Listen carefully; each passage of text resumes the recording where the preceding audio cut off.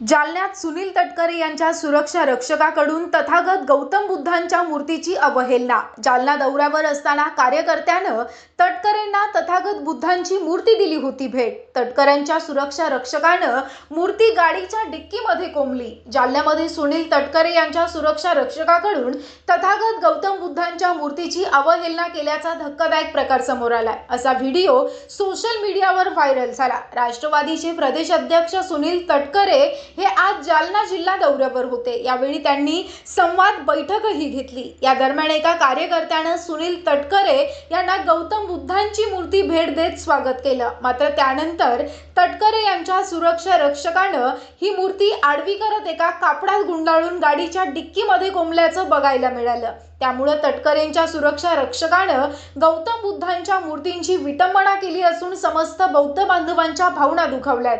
त्यामुळे त्या सुरक्षा रक्षकावर गुन्हा दाखल करण्याची मागणी बौद्ध बांधवांनी केली। त्याचबरोबर या प्रकरणी सुनील तटकरे यांचाही निषेध केला गेला।